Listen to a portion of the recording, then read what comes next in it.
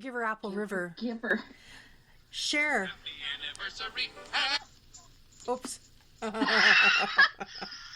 Well, that was anticlimactic, was it not? Happy so anniversary. sorry. I was trying to turn it up. Toast and fill it. Happy anniversary. But be careful you don't spill it. Happy anniversary. Oh, happy anniversary. Happy anniversary. Happy anniversary. Happy anniversary.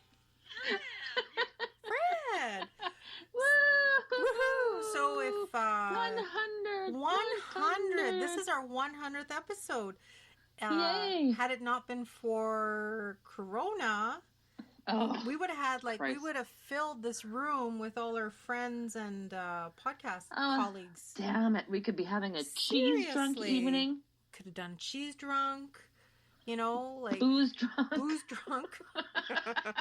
I think that's just a given, quite frankly. But, yeah, I know. You know. Damn it. Yeah, we could have had Jen here. We could even brought Teresa if she wanted.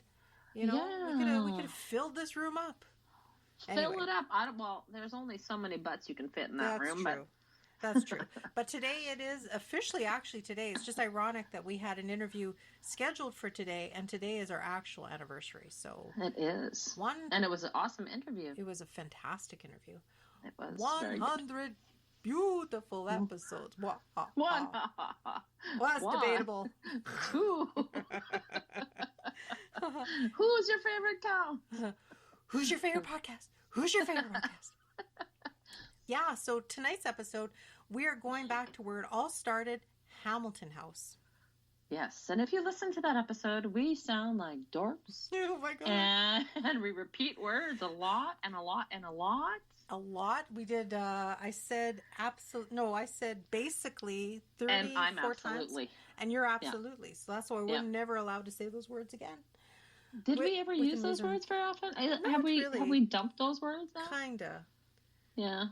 I think, we've replaced them subconsciously with other crutch words because those are crutches. Awesome.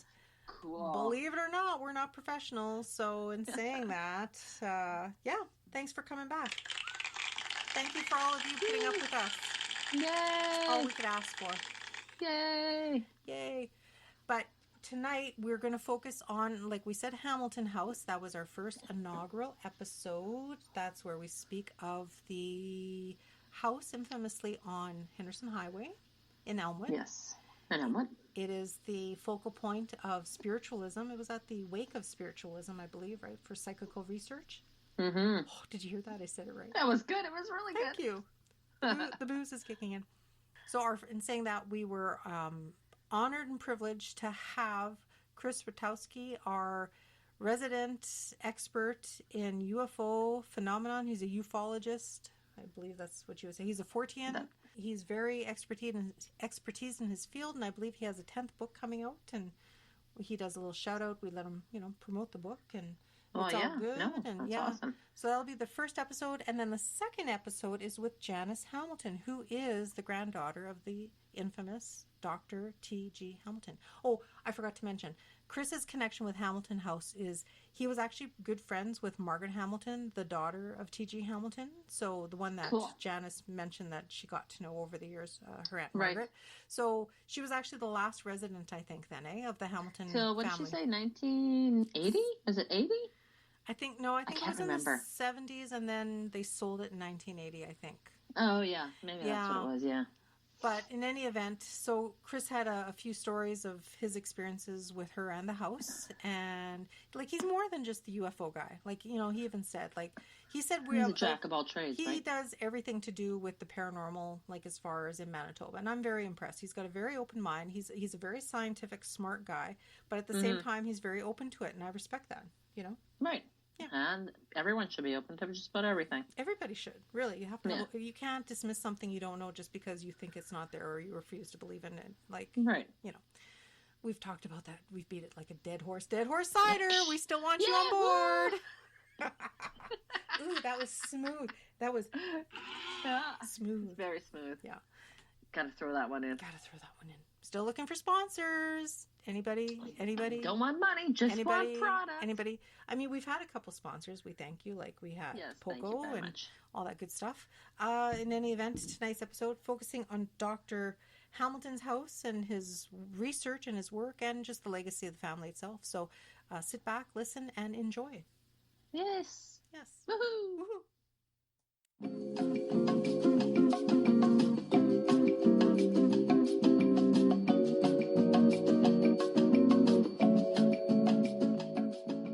First and foremost, Hamilton House is a big thing for us. Like, that was our premiere episode, and we've just always been in love with the whole thought of so much historical spiritualism has happened right here in Winnipeg, and nobody knows. Like, people, thousands drive by every day, no idea that house, the legacy it holds, right? So exactly, yeah. When I found out that you had a personal connection, I was like just over the moon. Like, holy crap. That's awesome. Well, it's I'm very glad, actually, that you reached out to me, because I know that a few people have written some things and investigated on their own Hamilton House, but none have actually reached out to me except for you. Wow. And, when I started investigating back in the 70s, one of the first things I did was seek out people who had been doing some research and already been working on stuff. For sure. And that's how I, found Mrs. Hamilton Bach and a few other people who had been doing things. Right. So for me, I mean, it just made so much more sense to see what's been done already and then build on that. But, right. Like why? I say, you're one of the first who's actually reached out to me. But like, why reinvent? It's a little unusual. Yeah. Well, no. But like, why reinvent the wheel, right? I mean, you laid the groundwork. You knew the people. You reached out to these people who've done the research. Like, I mean, and that's gone now, right? Most of the family has passed, the ones that believed in it and that were practicing the seances and all that good stuff, right? Like, you said that you were a friend of the daughter of Dr. Hamilton, correct? Yes, Miss Hamilton Bach, yeah. And I would assume she's passed by now. I don't know for a fact. Oh, yeah, she passed some time ago, yeah. Yeah, so, I mean... In fact, there's a fascinating story about her passing that I can tell you in a little while, but for sure. We can get to that. Yeah, for sure. Apparently you wanted to talk with me about Hamilton House. First episode that we had done, probably should welcome you to the show. I never put that intro in. This is Jazz, Giving Up the Ghost. Partner Cher is MIA currently. She may be joining us. And we have world-renowned Chris Rutkowski with us talking about not just UFOs, but the Hamilton House, which is near and dear. And you know what? Like, so many people we had discussed this before, so many people want to know about Hamilton House. When they find out about it, they're just glued to the whole story, because honestly, like, that was our first episode and that we did back in January 2019. That was our premiere episode. There was so much information. It was a very long, very amateur episode, because it was the first time we'd ever gotten together with this whole podcasting thinking, just what are we going to do? What are we going to say? How are we going to put this together? We had no format. We had no program. We had no like our shtick or anything like that. And this to date has been our hugest episode. I think we've had over 600 downloads, which is pretty big for us, because with us being local, we like to concentrate on Winnipeg and Manitoba and surrounding areas for paranormal phenomenon and stories. I don't think I'd explained this to you when we had the email transmissions before, Chris. We like to focus on a lot of the urban legends and stories that are kind of fading out of view now. Like, we want to bring it back. We want people to remember and recant their stories, the things they've heard, the things that they've experienced, because you can put everything you want on the internet, but once that website goes down, like, those stories are lost, right? So Hamilton House is near and dear, and we kind of want to reestablish what it means to being the center of spiritualism in Canada, really, because Psychical Society of Canada, I think the fellow that we're going to have another interview with, he's based out of BC. We've also spoken with through email with Janice Hamilton, which is one of the granddaughters, right? But I mean, we'll be speaking with her, but a lot of the family now that still exists or still alive, they don't take any of it really to heart, like, that's not. So we're going to speak with her, like, with regards to the family aspect. But like, there's people like you that, we're friends with the daughter, you've been in the house, you've researched it, and we want to hear from you, right? Because we want to keep this stuff alive is what I'm trying to say. So yeah, so whatever you want to tell us, as much as little, if you want me to edit it out, you tell me, like, totally, like, the floor is yours, Chris, totally. Well, there's no question that the story of the Hamilton House and Thomas Lennon and Hamilton it's probably one of the most interesting and significant stories to be told in Winnipeg. In fact, in terms of the wide variety of things that were reported in there, it's probably one of the most interesting stories in all of Canada. Mm-hmm. I mean, Dr. Thomas Glendon Hamilton was a doctor. Mm-hmm. He was one of the most popular and respected physicians in this part of North America. Mm-hmm. He had a successful practice. His reputation was very high. He was elected to the Manitoba legislature. He fought for human rights. He was instrumental in getting the vote for women, for example. Right. He had a number of very important friends and acquaintances. Circles were very well imbued by any stretch of the imagination. He was friends with Isaac Pitt-Blato, who founded the Manitoba Law Society. Right, yes. He was friends of Chown, who's very influential in the Manitoba medical circles. His building named after him. Right. So he was very much involved. He was, I believe, perhaps the first president of the University of Manitoba Alumni Association. And, he was somebody who people took seriously. In fact, when he passed away, the obituary in newspapers across Canada really lauded him as one of the most influential Canadians of the time. Wow. Amazing. Yes. And, back in just before 1920, in about 1918, 1919, he thought he would experiment with ESP. Mm-hmm. And so, did can you guess which, whether it's a circle or a plus sign or, a square or whatever. Mm-hmm. But this coincided with the time of the passing of one of his sons. Right. And he was very affected by that. And he wondered spiritualism was really big throughout North America about this time. And he wondered if it was possible to contact the dead. Okay.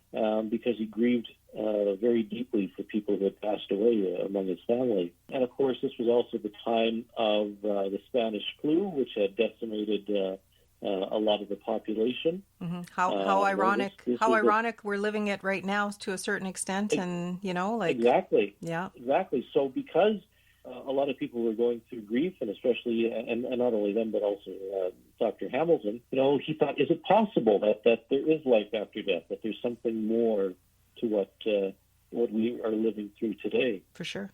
So he began doing some experiments, and being a scientist, and you have to understand, he was a scientist. He looked into scientific methodology as the way to prove this once and for all. So he was working with a medium, Elizabeth Poole, and there were spiritualists and mediums in Winnipeg at the time, and he happened to direct it towards her to be a medium for assisting in this.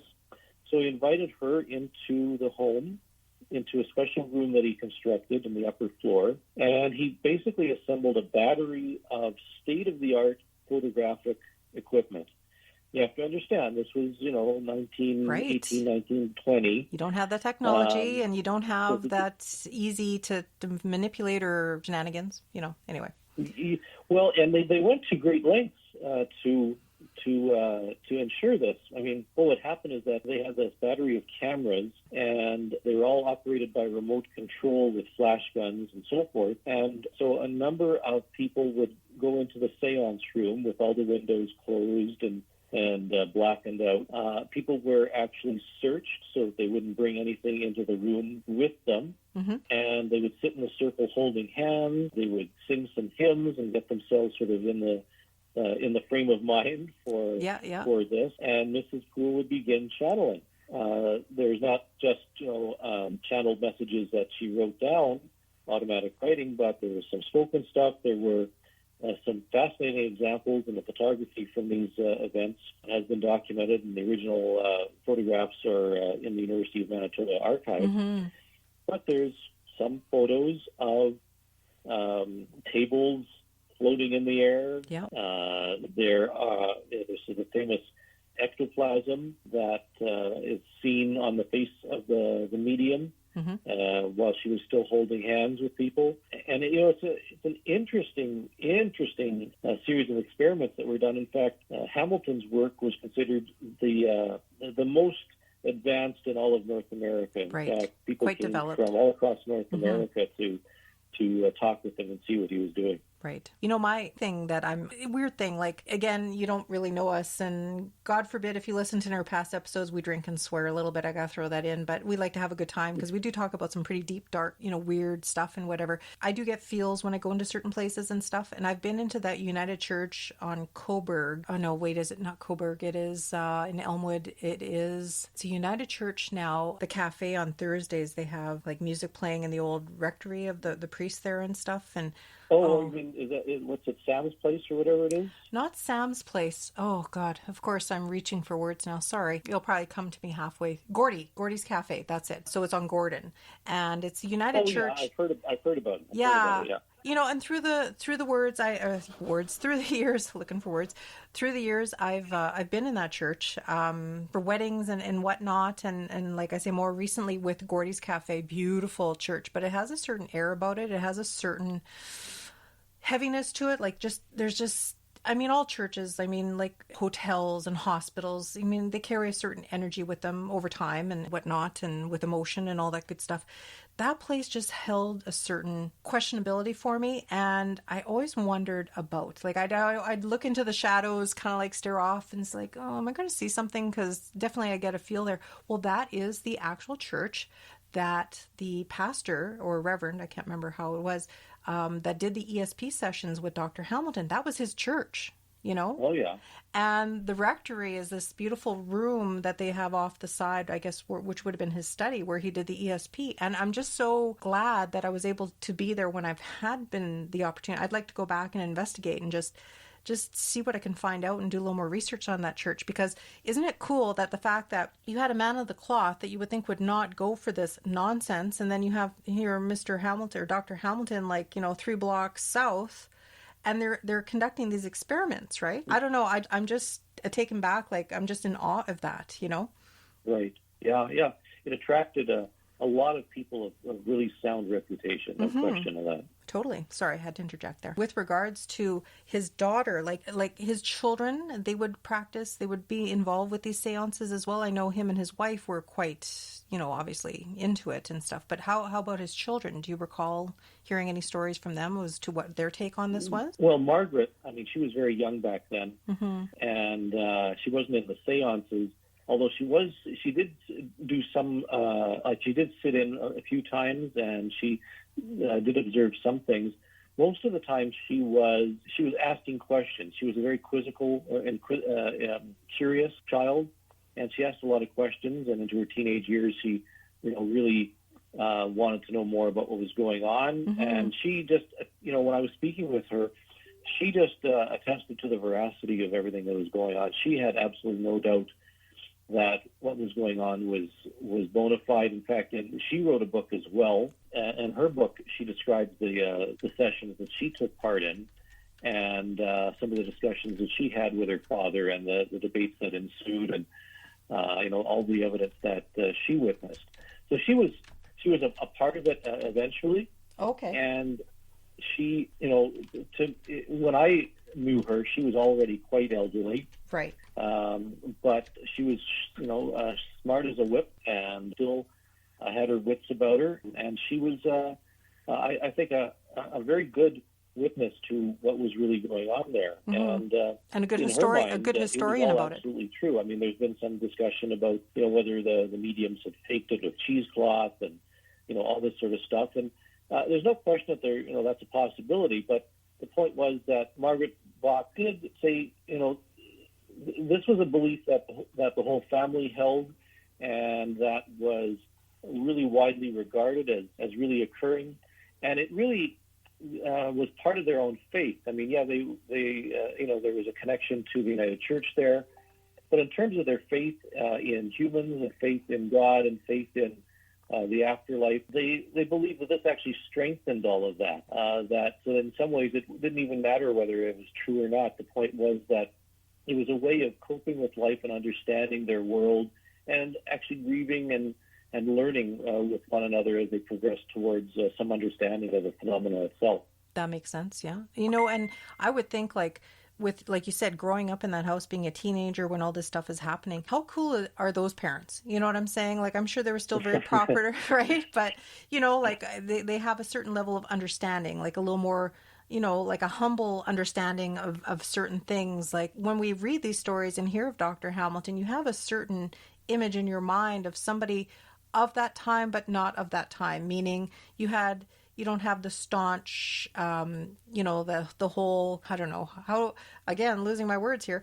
I'm not drinking right now, so my concentration is a little off the wall here. But like, back in the time, everything was just so dignified and pretentious is the word I'm trying to use, right? I don't see that with this family. I kind of have a different image in my mind of Dr. Hamilton, the way he is with his children, because he had lost a child. So, I would think he would take even more to heart, right? Like, more openness, I guess, right? So, I mean, being a child, like the remaining, I think there were 3 children, 2 boys and Margaret, right? So, I would imagine that growing up in that time frame, they probably had, it was probably a gentler family life than most at that time, Oh, it was very privileged. There's no question they would have had a very privileged life.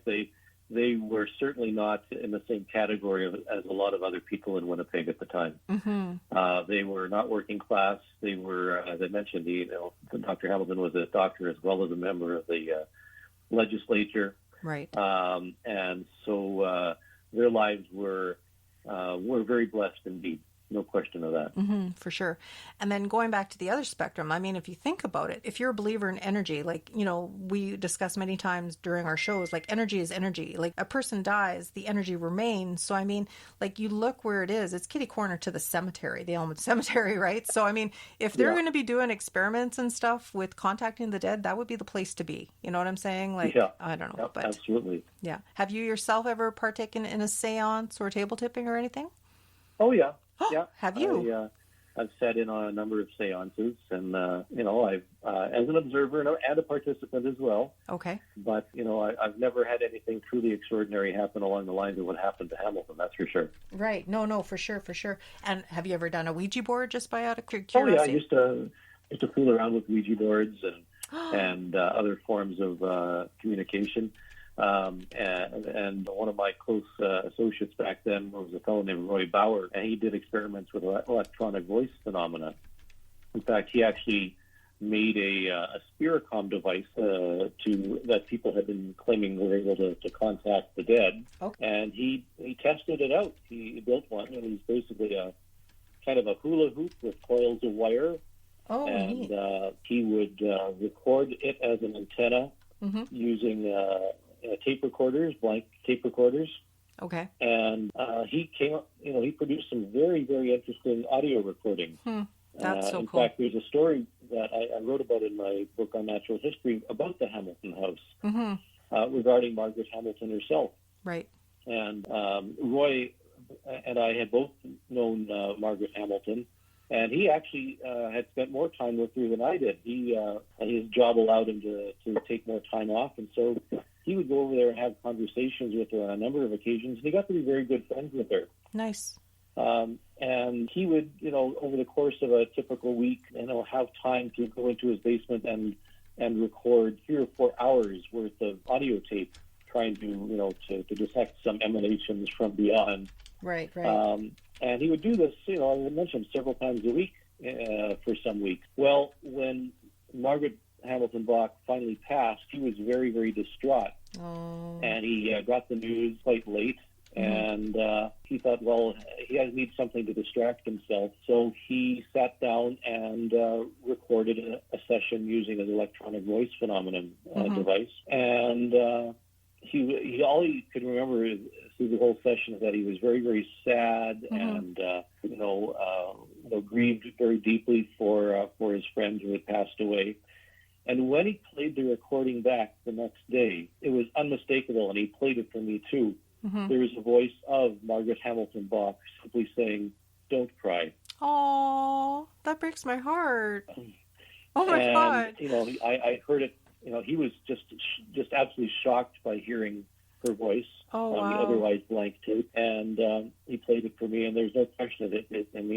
We knew her voice. We knew what it sounded like. Of course. And there's no question that it was her voice. That's amazing. Like, really. Like, I mean, it kind of gives them closure, right? that Absolutely, he's not without her. And that's the type of thing that gives solace to a lot of people, and that's why they're involved in this type of investigation. Mm-hmm. So the question of whether it's real or not doesn't even matter to individuals sometimes, because it's more as a personal experience and a personal journey, right? And certainly helps people cope. Right, exactly. And I mean, a lot of people, unless they've been a part of the grieving process with somebody close to them passing away, I mean, if you need a sign, not everybody does, but if you need a sign that the departed is still with you and you are given a sign, like that's probably the best gift. It allows for some closure, because when somebody passes, you're like, are they okay? Like, are they in pain? Like, are they happy? Are they mad? Like, you know, just like any other person, if they were alive, you want to know well for that person, right? So, I mean, it's kind of a nice sign that, and they're still thinking of you or still in contact to a certain extent, right? Like that the bond is not gone, right? The body's gone, but the energy remains, like I was saying before. So, yeah. No, that's very cool. And you've done the Ouija board. Tisk, Chris, we don't, I've done a Ouija board and I'll never touch one again. It was really bad. It was really bad. And then we've collected stories on Ouija boards as well. So that's why I had to ask. That was more selfish reasons. So, but yeah, no, that's cool. Actually, we collect Ouija boards and we use them as placemats for dinner. That's funny. Seriously. You gotta take a picture of that. That's awesome. Like, are these like old time Ouija boards, or just like Milton Bradley Ouija boards that you have? We've sought out some old ones, and there's sort of a mixture. I guess we have maybe 7 or 8 or 9 of them, or some sort. Uh-huh. There's actually somebody I had met some time ago who collected Ouija boards, but was a real collector. Like, yeah, he found some of the original ones that were produced the talking boards decades ago, and they're very, very rare and very, very hard to find. And there could be maybe a few hundred in his collection. Wow. So they're actually very, very hard to find. In fact, for my wife's birthday one time, I was bound and determined to get a copy of the Barbie Ouija board, because back at one time, Mattel actually made a Barbie Ouija board, and on eBay, I think the cheapest one that I could find was something like $400 or $500, and holy crap, she didn't get a Barbie Ouija board for her birthday. No, I guess not. But holy crap, like, talk about, you got to be 18 to drink, but 8 and over to like conjure the dead, right? Like, I don't know. Exactly. Like, wow, Barbie. I'm gonna have to Google that after. That's insane. Like, I have sort of like a love-hate for Ouija boards, like, because I said I had a really, really bad experience, but at the same time, I'm fascinated because I do believe but that goes for anything. Like, I mean, you could like make a Ouija board off paper napkins, and you know what I'm saying? Like, I mean, it's just because it's the intent, right? Like, I mean, it's whatever you're putting behind it. A pendulum, like, it's the same kind of idea to a certain degree, except with a pendulum, you're more limited, whereas the Ouija board can spell out stuff like, I'm going to kill you, or whatever, But and don't forget the magic 8-ball. Oh, yes, that one too. And that's limited though, right? Like, those answers are limited. We have what we call on our show, we haven't used it lately, but we have what we call the magnetic sphere of fortune, which is one of those little things you get from chapters. It's like on a metal, and it's a magnet on the bottom, and it's like, yes, no, maybe, definitely, ask a friend. Oh, yeah. Type thing. And to a certain degree, yes, that is like, a predictor of like a Ouija type deal, right? But so I'm in awe, but I'm frightened. And a lot of people I've talked to, they're of the same thinking as well because of their experiences, right? So, but it's just like, it's like anything. Like, I mean, if you play with fire, you're going to get something. And the unfortunate part is I have a very, very near and dear friend who's moved up to Dauphin, Manitoba. And because the majority of her family, her parents passed when she was like 14 and 17, and a lot of her family's now passed. And most recently, her brother had passed from a drug overdose. She's had some really bad experiences with Ouija boards, but in her mind, if she can use the Ouija board, if she ever gets the opportunity to try and contact her brother, she would. But, like, for my thinking, it's just like, you're opening it up to anything. Something could pretend to be your brother, It's teach their own, I guess. So, but getting back to, the Hamilton house and stuff, it is for sale again. Like, it's still, like, it just doesn't, I don't know if it's the location or what people want to put in there. It was a homeopathic clinic, I think, most recently for the last 10 years. It's like $450,000 or something like that. And Yeah. If people are looking around for a $450,000 house, I could see they would go to somewhere in Bridgewater or something like For that, sure. rather than to find a spot right on just off the Disraeli freeway. So a lot of it is location. A lot of it is the fact that it's very, very old. Yeah. Would need a lot of upkeep. So it's hard to tell what's going to happen with it. I hope that someone does buy it and not just bulldozes it flat, because it does have a wonderful, rich tradition.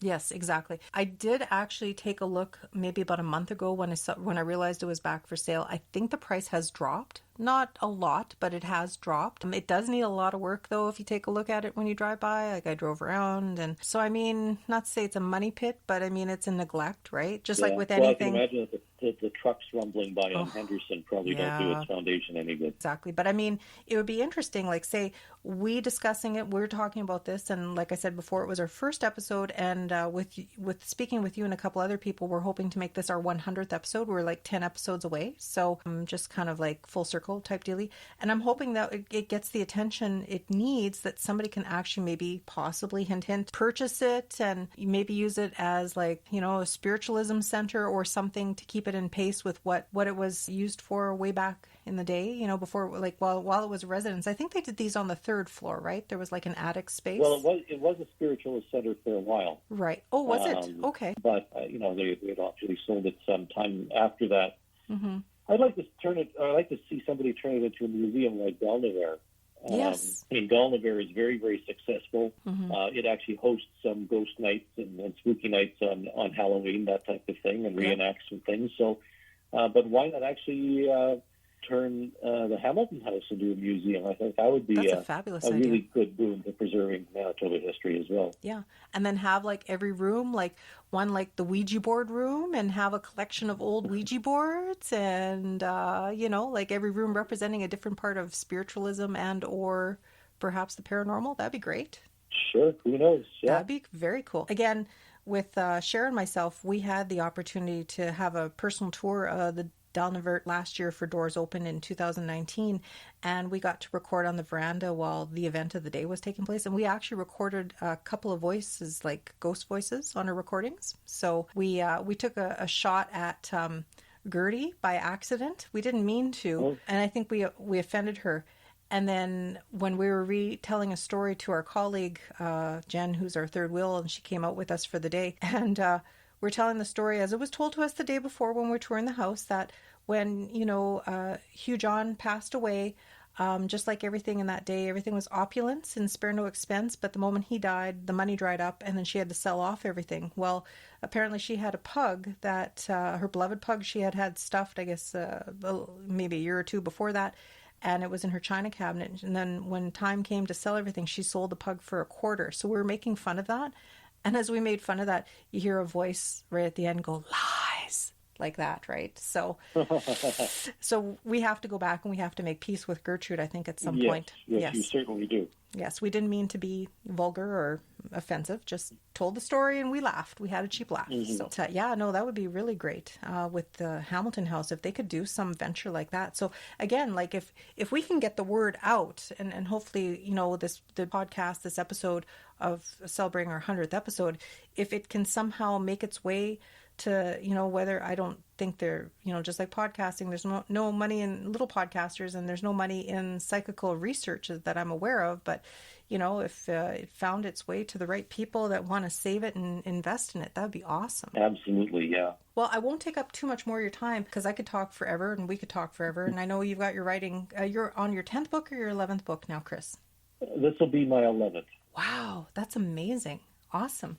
And your books are available on Amazon, is that correct? On Amazon, and I think at least a few are available at McNally. At McNally? Okay, very, very cool. Also taking a look, apparently you have a fund that you're trying to raise money for the UFOs in Canada Archival Fund? Yeah, and actually is a psychic connection in there too. Mm-hmm.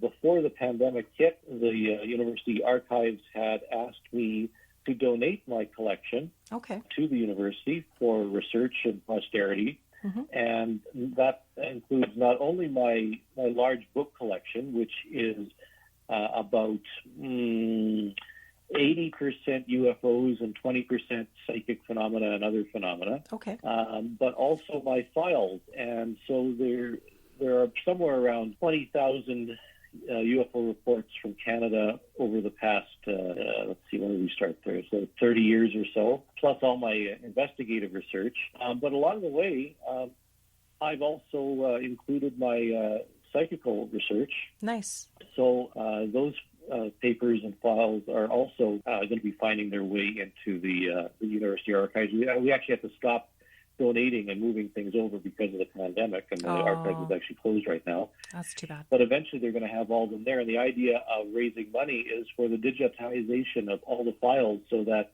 people can view them all online. Right. So that's going to take a considerable amount of time and effort. Mm-hmm. And so if people went to give.umanitoba.ca/UFO files, there's a webpage there for donating to this cause. Excellent. And I think we're about a quarter of the way there, or something like that. That's beautiful. So That's good. Please consider doing that, because eventually not only the UFO files, but some documents on other phenomena, including psychical phenomena, for sure, will be included in there. Wonderful. Well, that's like to put that forward like that. Very, very awesome of you to share your information, your knowledge, your research, like the time, your life's work. Would it not be, right? So absolutely. I mean, it's amazing, and to be able to have that access, like everybody, if you can, help them out and make sure that this happens, because that's exactly what we're here for. Like what we're trying, I mean, our little piece of the pie. We want to make sure that people stay informed and open minds, and we're here for people just like Chris is as well. And we want to make sure that this stuff is documented and made available so people don't forget, because unfortunately, as we get older with technology and all that good stuff, this is what's happening, right? So this is awesome. Like, thank you so much. Yeah. Hopefully, once this pandemic thing shakes loose, we'd love to have you. We'd be honored if you come back and sit live with us in my home studio. I mean, that's totally your call, but and then you can promote the UFOs in Canada Archival Fund again, and your books for sure. Plug. I mean, you don't need us to plug your stuff, like, trust me. But we just love sharing this information and talking about it. And I'd like Cher to. She did message us while we were talking. She's like, I don't know if I can talk. I have gauze in my mouth right now. She goes, she's like, I'm less a tooth, so I didn't want to force her, I put her up to a lot of stuff, but I really want her to tell you about her UFO experience in Vida, because I got chills the first time she told me that, and it's just like, like it's just like Close Encounters type stuff, with the bar the door and all that kind of, they didn't know. But again, I'd like to take this opportunity. Thank you so much for coming to speak with us, and hopefully you'll keep us in mind. Like, we want to hear more, and anytime you guys want to talk too about the Winnipeg Paranormal Society. You said, now what is it called? It's called the, I think it's called the Paranormal Collective. Okay, and you guys still actively go, or is this kind of just like on hiatus right now? Yeah, Kelly Smith is in charge, and she actively, they go into people's homes doing investigations. Right. They've investigated Seven Oaks House and the St. James Municipal Center, and, all over the place. And they are still very active, and there's still stuff happening. Good. We need more of that for sure. Tonight, actually, we'll be interviewing via video Facebook Messenger a group out of Steinbach that's fairly new called SPA. So they do investigations out that way. So we're going to speak with them to see. Okay. Yeah. So it'll be interesting to hear what they have to say. They're very excited to be talking to us, and we want to hear from them because near and dear to our hearts, both me and Sherry, like I said before, have family from southeastern Manitoba. So we want to hear what they do. Kelly, I did meet Kelly. She is so cool. I met her when I went, me and my husband, fortunately Cher couldn't join us at the time. We went on a tour at Lower Fort Garry with Kristen at Square Pegs. And it was like an evening event. I love it when Kristen does one location on an evening, because you have a higher chance of seeing or something happening. And we did table tipping in the jail out at the Fort Garry, Lower Fort Garry. and like the table was moving and it was moving towards me. She's like, move it towards Jazz. I'm like, oh my God. And you can hear and feel like the table legs grinding into the cement. Like it was moved like a foot right into my abdomen. And I'm like, oh my God. So Kelly is really cool. She brings a certain element, and I'd like to hear more of what the group's going to do in the future. And we'd love to have them on too if they'd ever want to, talk to us. So Absolutely. So it's great. Thank you so much again for your time. Again, Chris Rutkowski, our official ufology. I guess that's how you say it, right? Yeah. Yep. And everything else psychical and spiritual and everything else, you name it. And again, thank you for your time. Yeah, come back anytime. I hope it don't scare you, and I hope you come back to talk to us. So Okay, thank you. Okay, have a good afternoon. You too. Take Bye. care. Bye.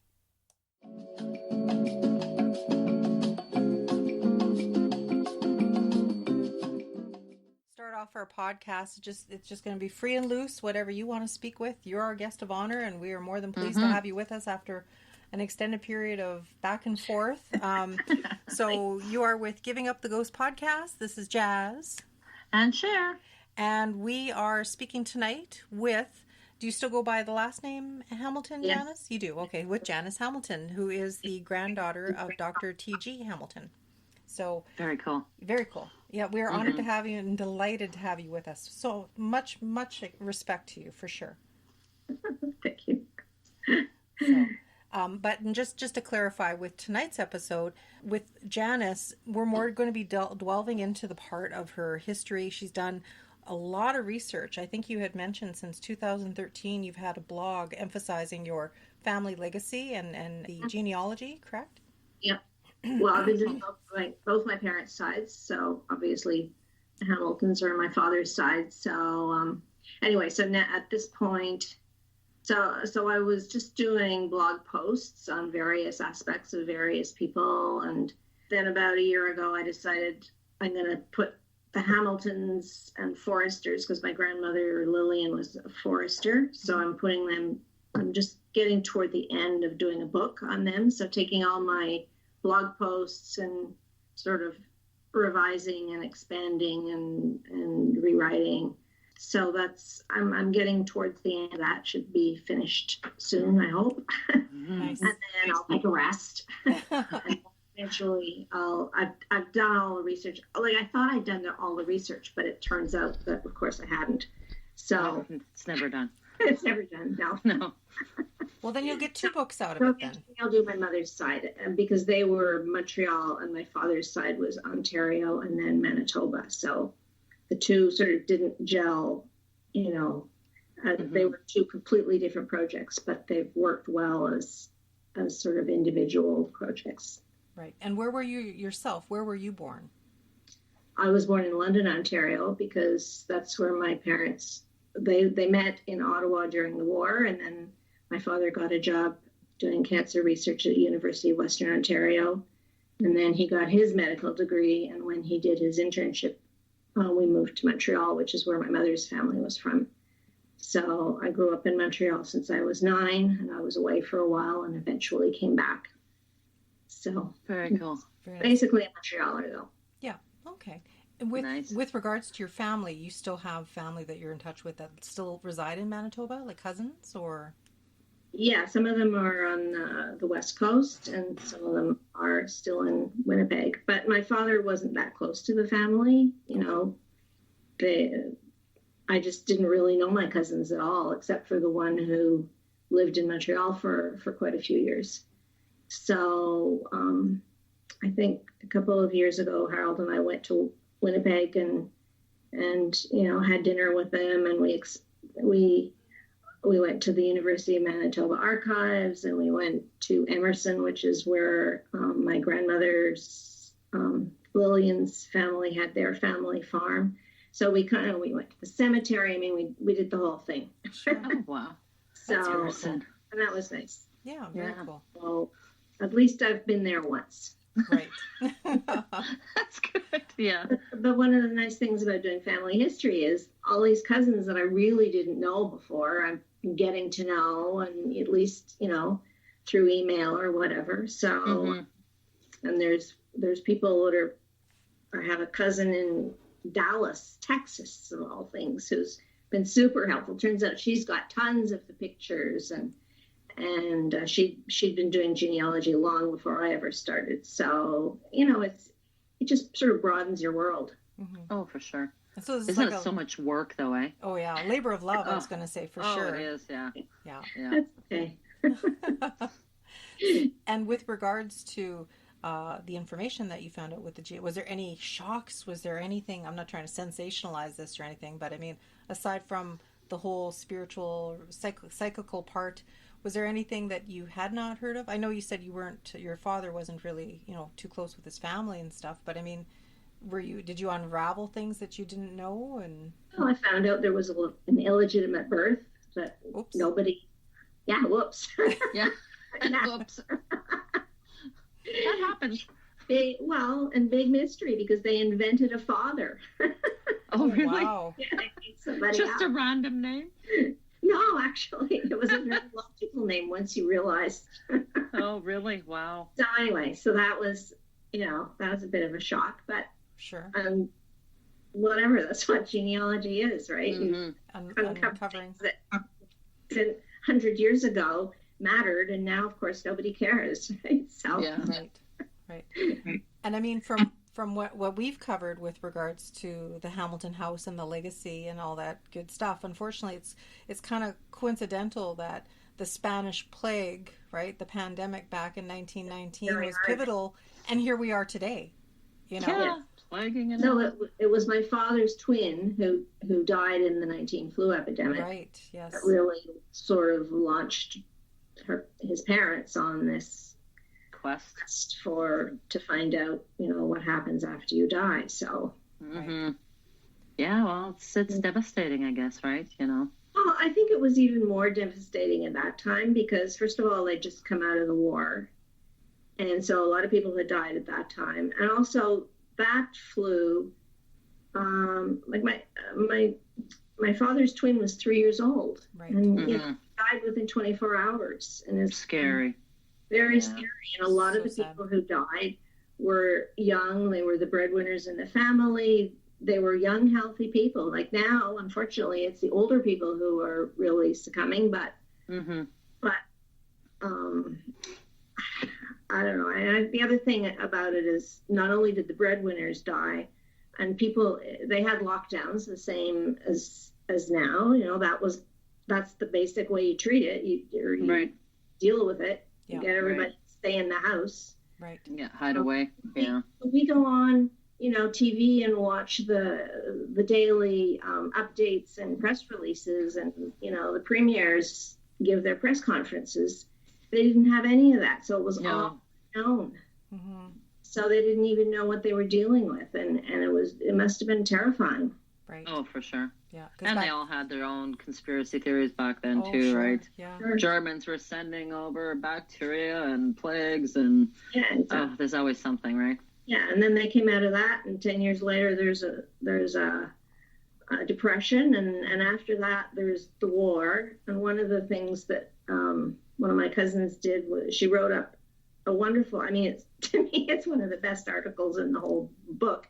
It's about her father, who was Glenn Hamilton, who was TG's the middle child, my father's older brother, right?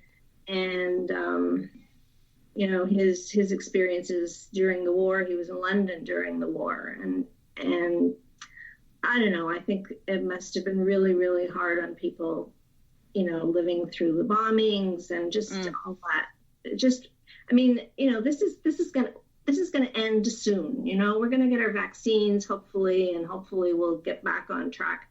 And World War II went on for 4 or 5 years. Right. It was just, it must have been, I don't know what they went through. Now I can really appreciate.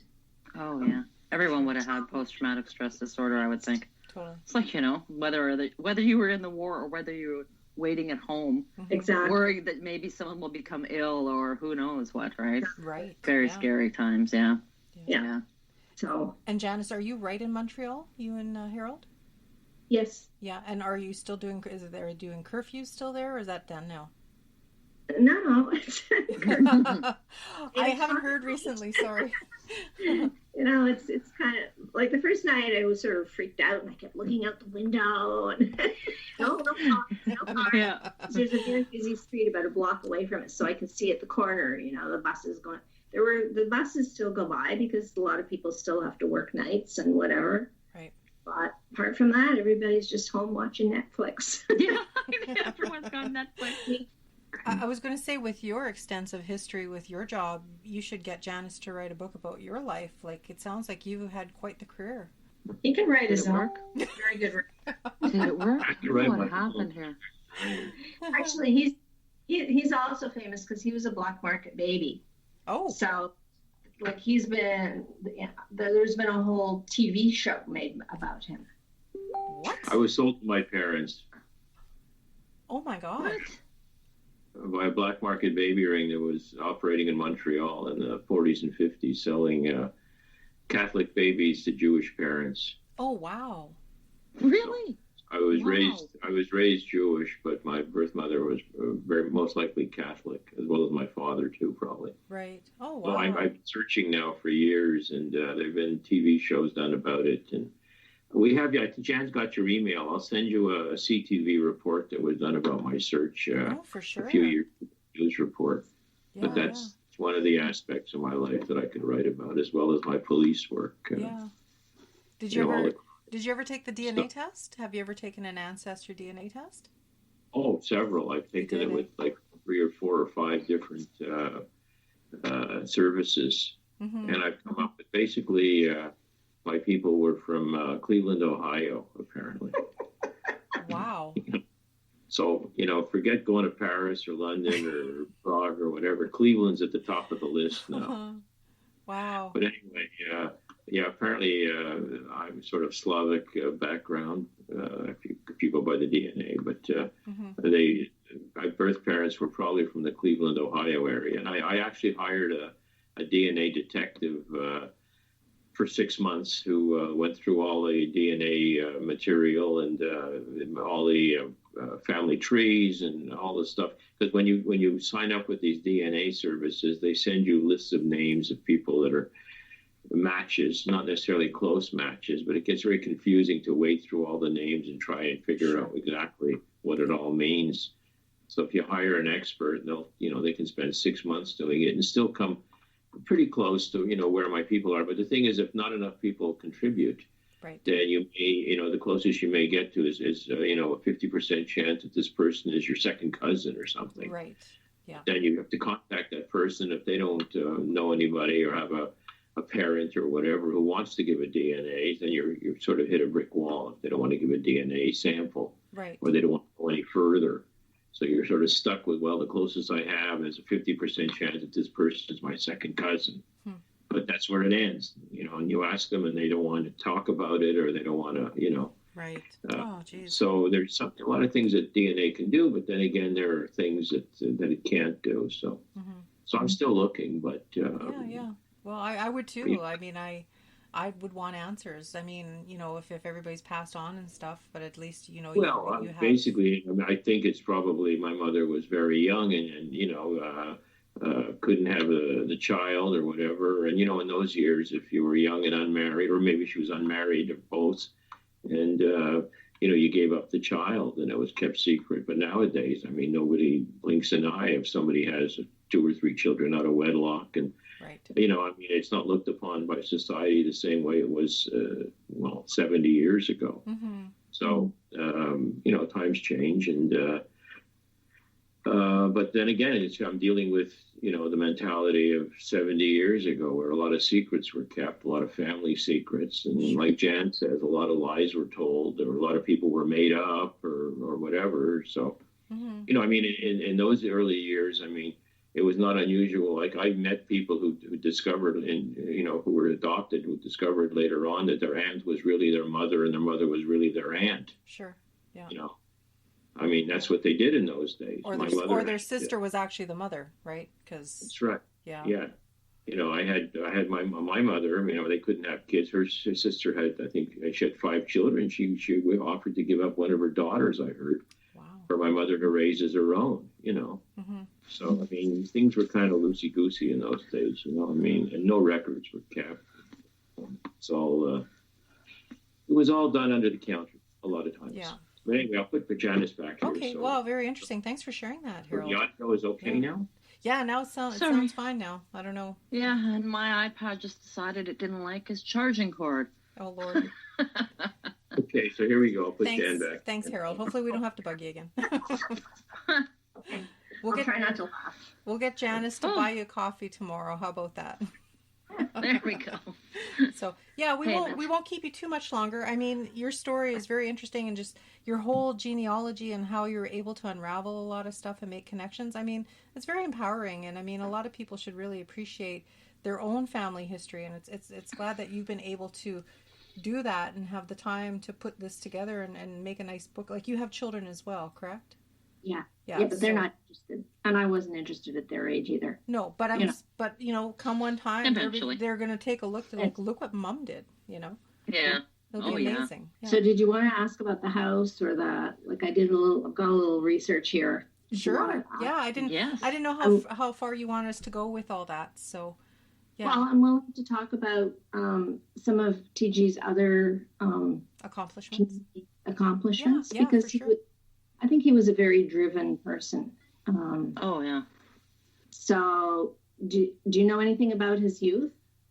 Not much about his youth. We know his accreditations about him being like the first obstetrician in Elmwood, and he was a school trustee. He was part of the member of, I think, was it Parliament or the Legislature, and so he was quite instrumental in.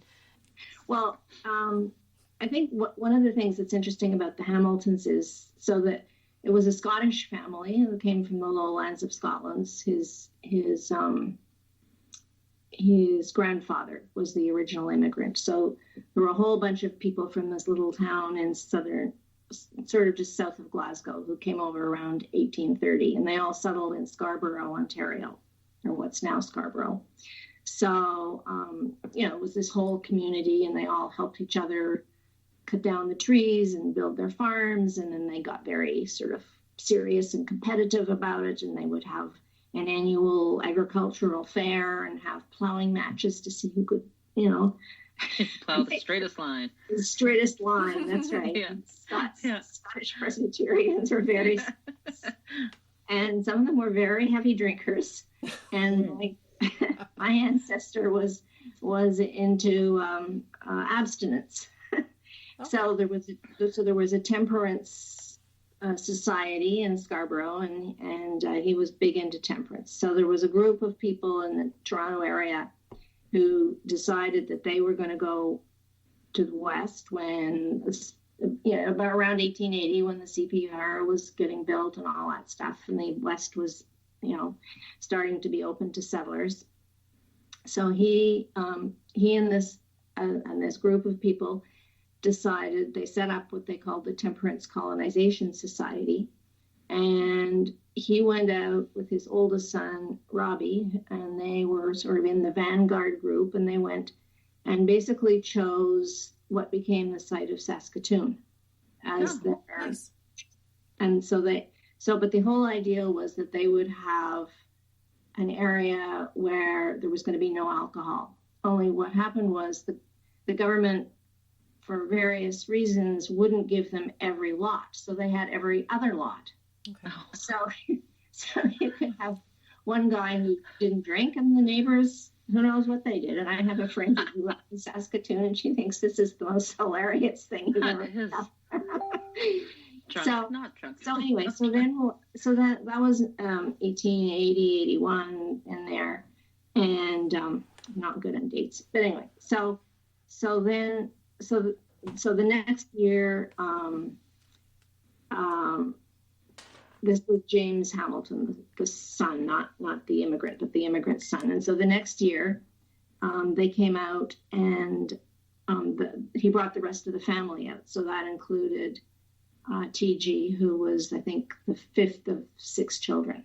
So there they were living on this farm in Saskatoon, and basically on the prairie. And it wasn't the most successful farming because, there was droughts and it was really cold, and, the weather there is not what it is in Toronto.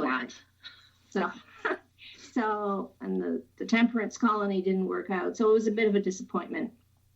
And then, of course, came the Northwest Rebellion, happened in 1885. So they were the white settlers in that area when, Riel arrived and all the troops arrived from Canada to quell the rebellion. And so they sort of befriended the troops. And then when everything was over and the troops went back to Ontario, James decided he would go back east and visit the relatives in Scarborough, see how things were going. And he got back there and he ended up dying of a heart attack. Oh. So there was Isabella left with 5 sons and a daughter on the prairie and no husband anymore. Oh, wow. So that was a bit of a blow. And then the next year, the one daughter died. She got typhoid, I think it was. Wow.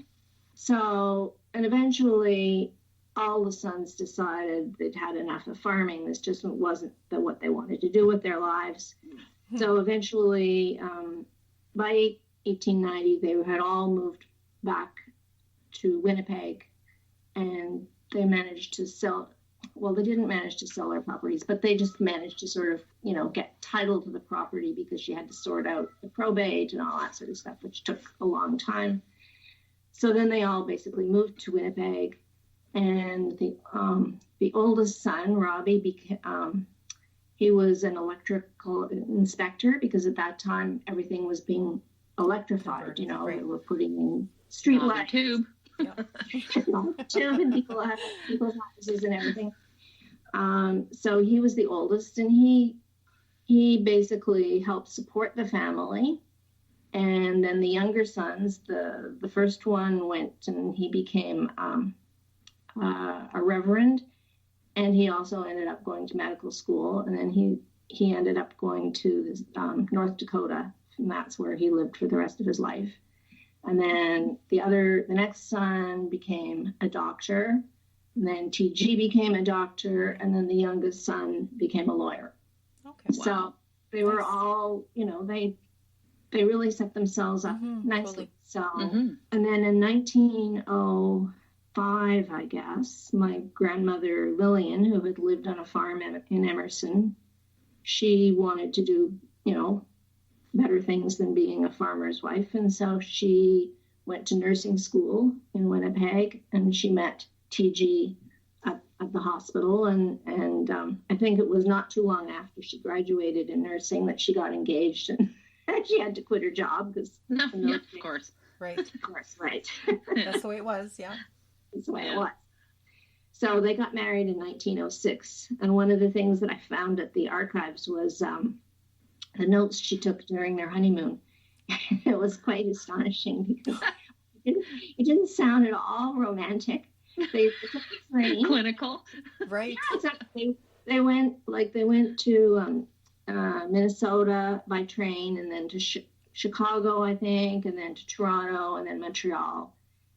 And it was all very efficient because they would sleep on the train at night and then explore during the day. And they met and visited lots of the relatives who were still left in Scarborough, and they went to the top of Mount Royal in Montreal, and they had a good time. But very regimented, it sounds, right? Like no romance. Visit hospitals, and so she mentioned, this hospital was so wonderful. Beds.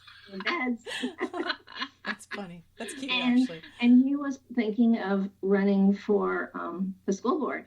And so everywhere he went and interviewed like some of the big shots in these various school boards. And then, of course, the next year after they got back to Winnipeg, he's running for the school board. And I think he was on the board for, 8 or 10 years or something. And he helped oversee the building of a number of new schools because Winnipeg was really growing at that time. So he just was somebody who seemed to really focus on things and get things done. Right. And then after he'd been in the school board for a while, that's when he ran for the provincial legislature. And so he ran for the Liberal Party, and they won that year. And he was the representative for the Elmwood region, but at that point, apparently it stretched all the way to the Ontario border, so it wasn't just, Oh, wow. Wow. Wow. a municipal. Yeah. That's amazing. So anyway, so what did I think? I'm trying. Oh yeah, so some of the bills that he helped to bring in, or at least voted for, were the right for women to vote. Mm-hmm. Good one. And the workman's compensation. Oh, that's not a good one. That's a good one. Yeah, so I thought that's very progressive and Very instrumental, yes. Pardon? He was very instrumental with getting, like I said, forming the province. Like, Mm-hmm. that's awesome. Also, I mean, that was the time, right? You know, all these social movements were going on, and you know, they were getting more modern then. Right. So, Right. yeah. So it wasn't just him. I think it was just he was, you know, he was involved. Leading the way. He was Yeah. leading the way forward, kind of thing. Well, whatever. Well, it takes someone to bring that about, right? Yeah. You know? Yeah. And someone that's very driven like that. I mean, obviously he must have been quite driven if he's always sort of gaining a new position. Yeah. That's very cool. Lots of people aren't like that now. Oh no.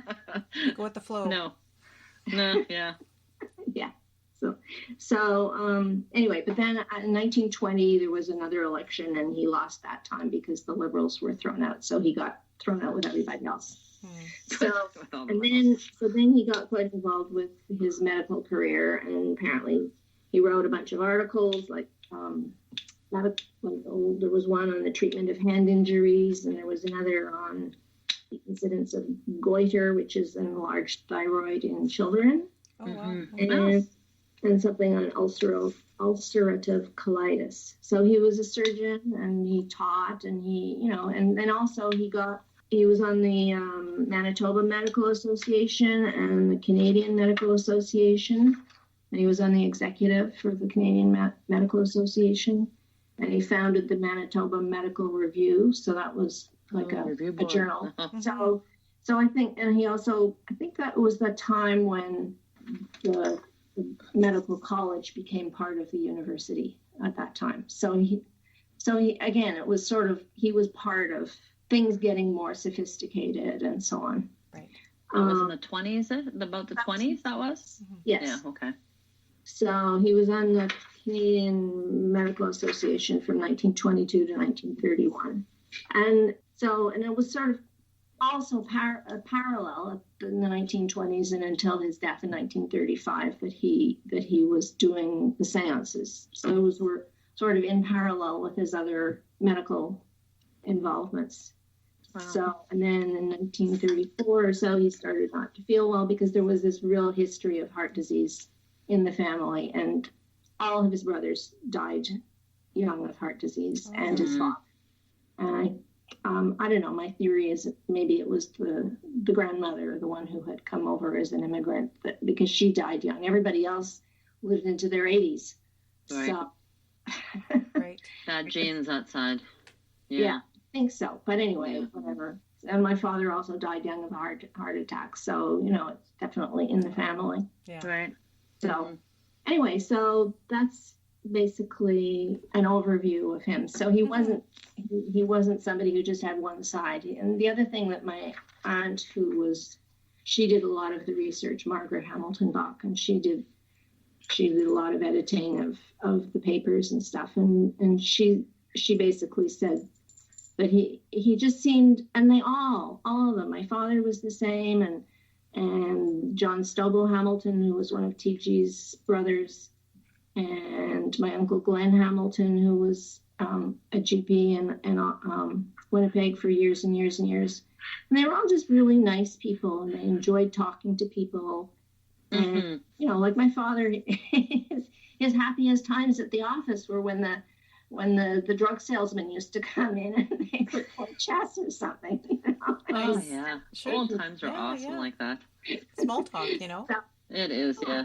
Yeah, and you know, they all did house calls, and you know, out in the middle of the night, and so they were real old time doctors, and I think that they really made an impression on their patients, and people thought of them, I think, as friends a lot of the time.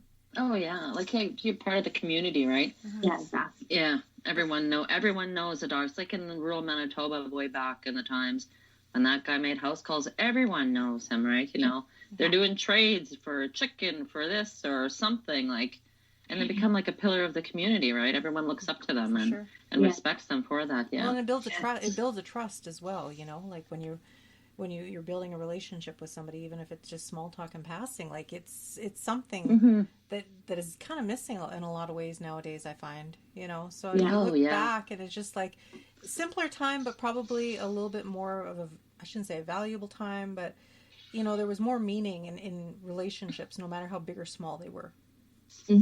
Right. Yeah, but even 20 years ago, we couldn't have done this. That's true. That's true. Very true. That's true. Yeah. Exactly. So, no, I can't imagine. Did you ever meet your aunt and uncle? Had you ever had the chance? Yeah. I knew my Aunt Margaret quite well because her daughter lived in Montreal, so she used to come at least once a year, and she would spend time living with her daughter, and then she would come and stay with us for a couple of days. Oh, nice. So there's one more thing that I wanted to talk about, which is the house. Sure. And that's because it's, you know, it's a little bit deteriorated, and it's been on the market for a year or two, and my cousin and I have been sort of talking about it, and, you know, she was interested in maybe finding out about trying to get it, you know, have some kind of heritage designation or something. But that's like, I don't think you have to know a lot of people. You have to sort of be willing to put a lot into that. And I don't think she's into that. But I did want, while we're on the topic of the Hamiltons, I did want to mention the house. And yes. And we're very... The university wouldn't do anything? The university, I guess, doesn't really get their hands in that kind of business, do they? No, I think you'd have to have the city, but I have no idea. I mean, I think I've heard that the Bay building downtown is kaput. Yeah. You know, that's the big important building, right? So this is just a little something. Right. But I did want to just point out that the house was built in 1910. That's when the family moved into it. So they raised the family there. They had the seances there. Then my grandmother lived there till she died in 1956. My uncle Glenn had his office in there all over the years until he finally sold it in 1980. And since then, I think it's had a number of different owners and different uses, but it still says Hamilton House on the front. It does, yeah. I think people are really aware of it. So I just, you know, want to throw it out there that it's like it should be. Yeah. It should be. And that's kind of has to take it on. And that's kind of why we want to revisit the topic, because it was our first episode we ever did. We had no idea what we're doing about podcasting. Still have no idea what we're doing about podcasting. There's no money in podcasting, so we're doing this for our own entertainment. But I have to say, not to impress anybody, but I did a map recently, and we actually are listened to in 41 countries.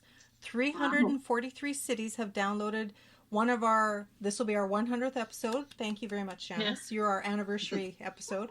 It is our second year. It is our second year this week, but you know, with COVID, we prefer to do it in the same room. Unfortunately, we make do. But we want to bring focus back to the house because we know it's for sale.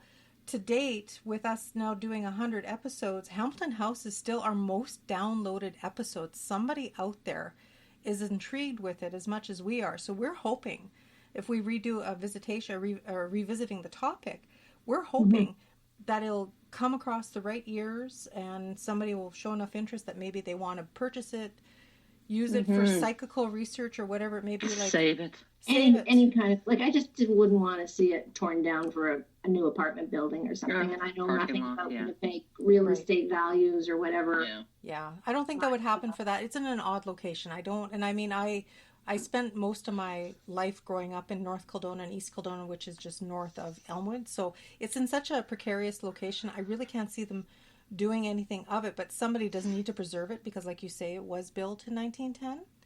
I was hoping to be in contact with Walter. That was the gentleman's name, right? For psychical research. It would be kind of nice to give them some focal point if they knew any backers or if they had connections that would be interested in this project of saving it. I mean, you just never know. We throw it out to the universe, and I have weird luck like that. Like, just let it be, because cross their fingers. Yeah, because you just never know, right? Everything happens for a reason. You being able to connect with us having you here, with regards to, again, the downloads to date, that is our most downloaded episode. Like, it's just, I think it's like 800 downloads, you know. The University of Manitoba Archives tell me that the Hamilton family collection is their most popular collection by far. So right, that's awesome. That's so very nice. I got goosebumps just hearing that. I don't know why. The thing is, I should have said this before. Anyway, so my aunt Margaret, who was a music teacher, so she had a grand piano in her, like the medical office, Glenn's medical office was on the main floor. This is like in the 70s when I visited her. Okay. And she had the second floor apartment. And the room where the seances used to take place had been my cousin Fran's bedroom when she was in university. And she said, I don't want to be in there. Not even a whisper of anything weird there. It was just a regular room. Oh, yeah. But after my aunt was, teaching music, and she had some people who became famous performers in Canada as her students, and that was where she taught. Nice. Wow. She had a grand piano in the living room, and her students would come and they would have their lessons. So that's another aspect of the house in terms of the community, was that A, it was a medical office, and B, it was a that's very cool. It was a school for music students. Yeah. Well, we'll take it on as our mission to see how far we can carry this ball for you. Okay. Well, the other people who I have found to be very, very supportive are the people at the archives. Okay. So, and Shelley Sweeney, who was the archivist for years, is now retired, but the other guy that we met when we were there, his name is Brian Hubner. He's not the chief archivist now, but he's in charge of acquisitions. Right. But he knows the whole collection really well, and he just did a PhD on how taking in the Hamilton collection basically changed the way that they ended up doing, organizing their archives there. Right. Oh, okay. So it must be extensive. Well, I heard it was. another way of looking at that collection is it's created plays, it's created videos. There was a woman who did. She's an artist from Northern Ireland, and she was at the Venice Biennale, which I don't know if you know, but it's like one of those world-class art exhibits, and brings people, happens every year or two, and brings in artists from all over the world. And she did something based on the Hamilton collection that was in that exhibit. Very impressive. So, yes. So it's spawned all sorts of crazy things, and now a PhD on top of art and whatever. So it's not that people sort of take the what happened so seriously anymore, but it's just created new ideas, and okay, we start with that and we're going to go this direction. Right. So it's interesting in that sense, and I'm sure that my grandparents would have had no idea, and even Aunt Margaret, who gave the collection, I think she was totally convinced this was all 100% legit, and so I think that's why she gave the collection, and I'm sure she would be surprised to see the direction it's taken, but I'm also sure that they would be happy to see what's come out of it. Right. Oh, sure. Yeah. Little seeds of imagination, right? Exactly. Exactly. No. Me and Cher were even thinking if there would be some way we could get in there just for our own, just to check it out with the real estate and see if we our could pull own that gratification. Just sneak in there. Pretend we were like a same-sex couple kind of deal and say, we're looking gonna to set up shop. A homeopathy store here. Cher's an artist. We're going to use this as an art gallery, and that would be actually something to consider. Not for you. I don't have that kind of deep pockets because there's no money in podcasting, but I mean, it would be a beautiful location for an art gallery, I think. That would be splendid. Yeah. Yeah, I mean, or even go back to a medical building because it's got parking there. I mean, it could be all sorts of uses, but I'm sure you'd have to put some money into, renovating and everything. Totally. Yeah. Well, we'll find somebody with some deep pockets for you. And we'll see what we can find. Find. So, well, I guess I don't have any further questions. I'm sorry, not meaning to interrupt. I get all excited and. No, but, it's just very interesting. It's so interesting, yeah. Mm-hmm. We appreciate your time and the technical difficulties. I appreciate. Thank you, Harold. Yeah. So, thank you, IT man. Okay, well, finally we got it done. Yeah, that's great, and we'll be in touch as well. I can't wait to see that link for Harold's interview. Yeah, I'll send you the Black Market Baby links. Okay, that'd be great, and definitely we'll keep in touch. Who knows? There might be some of those black market babies in Winnipeg. I mean, half of them are in the States. Right. That's shocking. I know. I was taken aback when you mentioned. A lot of people that I send the link to is that if you ever see anybody who looks like me, talks like me, walks like me, or reminds you of me, send me a license plate number or a name, and I'll check it out because it's. I one of the things I learned is that my birth mother probably had a second child, a little older than me, who apparently looked a lot like me. So okay. I'm hoping that maybe, if you're... Get your face over here one more time. Let me see you. No. somewhere, someone to remind you of me.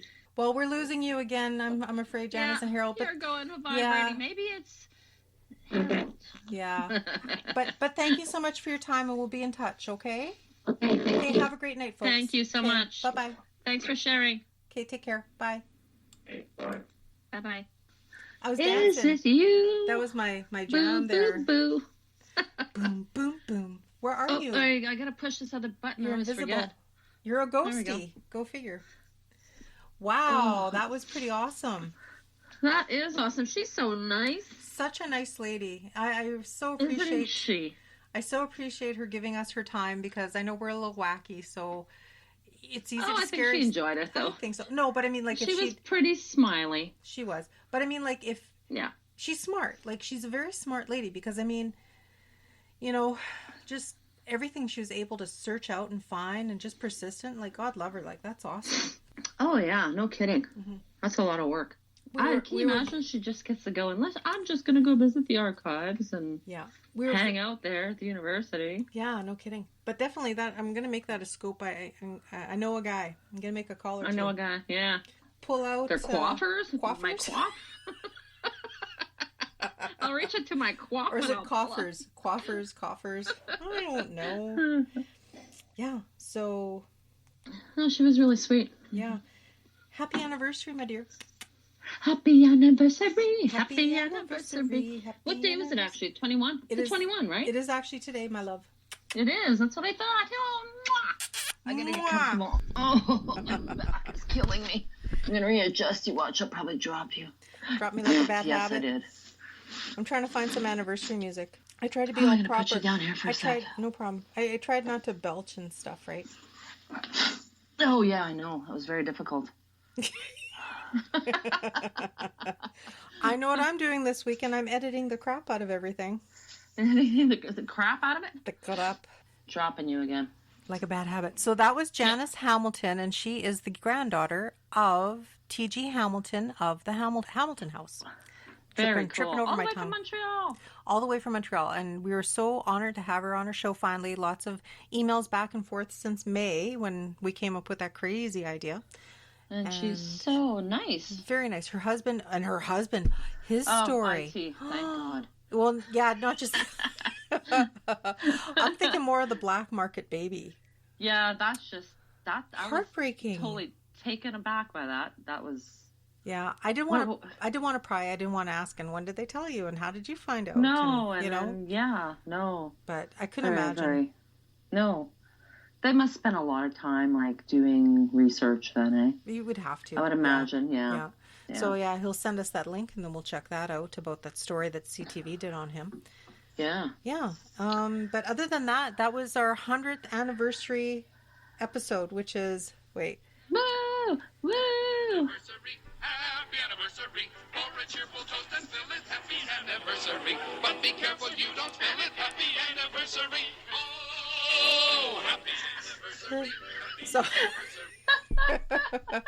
So today is Oh my officially, it just fluked like that. Me and Cher, it's 2 years today for Giving Up the Ghost. 2 years. Happy Woo, anniversary to you, my friend. woo. It's been a lovely 2 years. It's been a weird It 2 has years. been. Yes. Yeah. Between deaths and pandemics, what more can you ask for? I don't know. What more? What's the second year going to bring? The third year, you mean? Or, sorry, what is the third year going to bring? Is it going to bring podcast Money. money? Cha-ching.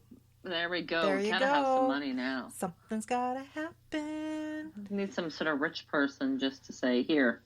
Yeah. You guys are Think cute. that'll work? Here's a bag of cash. Do what you want. Here you go. Take it. Take it from me. I have too much. You Yeah. need it. I don't know what to do with all this money here. Instead of me burning it in the fireplace, you guys take it. Oh, thank you. Thank you so much. I'll dispose of Yeah. that for you. Well. Anyway, but yeah, today's our second anniversary. We are 100 episodes as of today. That's why I kind of drag things out. We've changed the intro and outro music. I hope you appreciate that.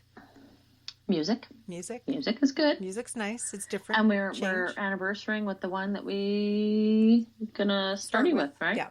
Yeah, that'll Pretty be cool. That is my weekend plan to podcast. Well, editing and all this shit. And so we're going to sign off here. Again, please get a hold of us. Do not be shy. Email us at Givinguptheghostpodcast@gmail.com. Excellent. We are found everywhere that you can find podcasts: iTunes, Spreaker, Spotify, Just Player look. FM, We're there. Google Play, YouTube. We're on Facebook, Twitter, Instagram, TikTok. I think I missed some stuff now.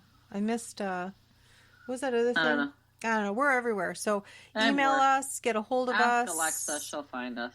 You know, the weirdest thing though today, James from Beaver Does Movies, he had an episode idea to do with us. He says, I sent you a message on Facebook. I can't find it.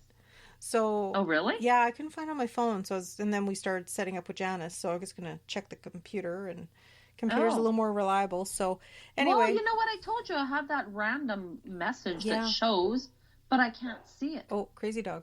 I think that happened on our first episode too. So that's pretty funny. Yeah. Yeah. I don't know. Weird. It's been like that for... Yeah, but so aside from glitches, we definitely will get back to you.